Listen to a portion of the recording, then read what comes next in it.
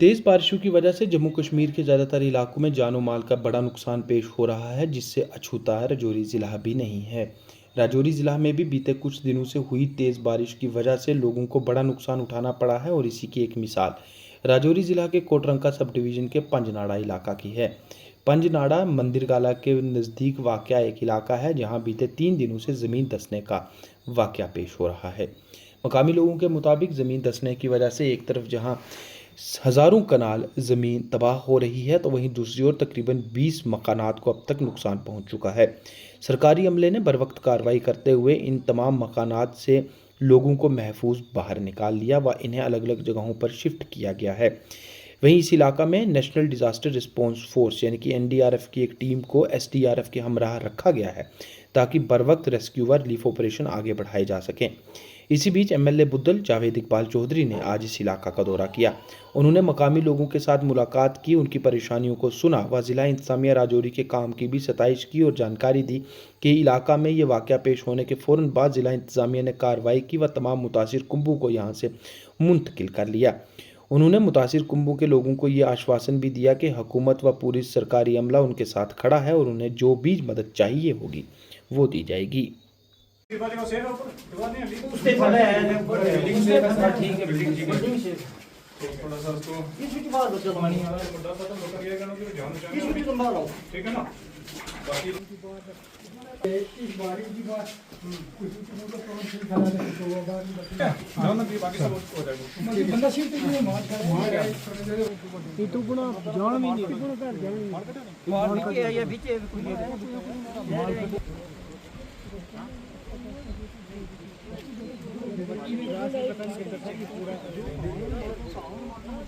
ये तो सारी इस पाली नकी दे पर ले ले तोड़ी जो सारो टूटे हो जी जी बोलना है कौन ये बात ठीक है ना ले भी अंदर बात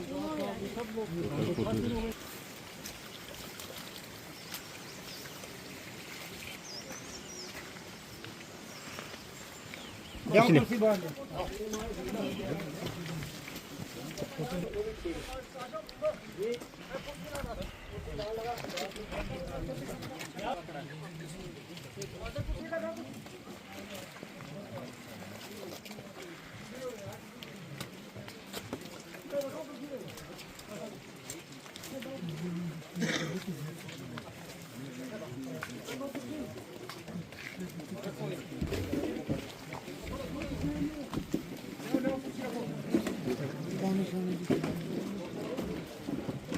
कगार पे तो फिर फर्दर थोड़ी सी स्लाइडिंग होती है कोई मकान भी गिर सकता है।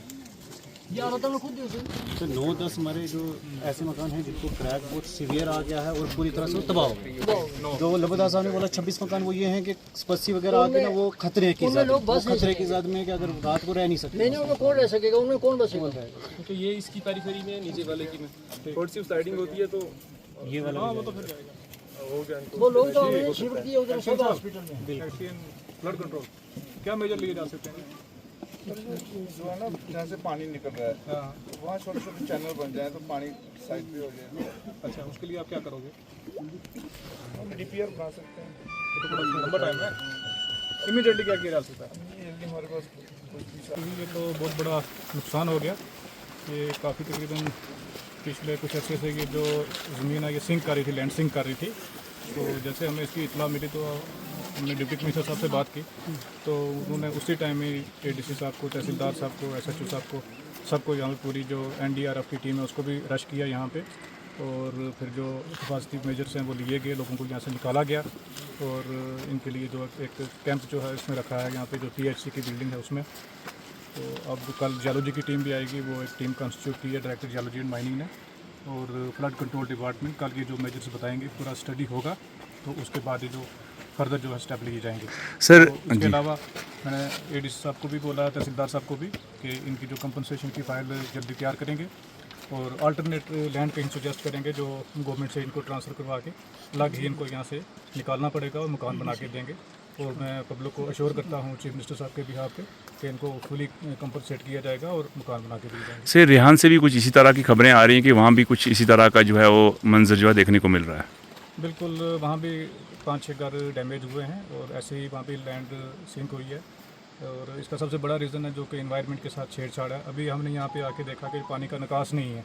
जो यहाँ पीएससी के पास पानी है वो भी लोगों की ज़मीन में जा रहा है। ये जो नाली है रोड की, ये पानी भी सारा सिंक करके ज़मीन के अंदर ही जा रहा है और उसी की वजह से ये सारा हो रहा है। तो एक पब्लिक के अंदर अवेयरनेस भी होनी चाहिए कि पानी के जो चैनल हैं उनको ब्लॉक ना करें। एक आदमी है वो अपनी ज़मीन से पानी निकालता है, दूसरा नहीं निकलने देता है। पानी का जो नेचुरल फ्लो है उसको रोकने की कोशिश ना करें ताकि इस हादसा से और इस डैमेज से बचा जाए। से हुकूमत की तरफ मैं कल श्रीनगर था, स्पेशली इन्हीं के लिए आया था। आज इनका सारा हमने असेस किया है, देखा है। अब कल दोबारा मैं जाऊंगा चीफ मिनिस्टर साहब से बात करके, तो इनको जो लैंड का है वो भी देखेंगे कि कहीं अलग ज़मीन दी जाए और उसके बाद कंपनसेशन की जो इनकी फाइल एडी सब तैयार कर रहे हैं तो वो हो जाएगी, उसके बाद कंपनसेट किया जाएगा।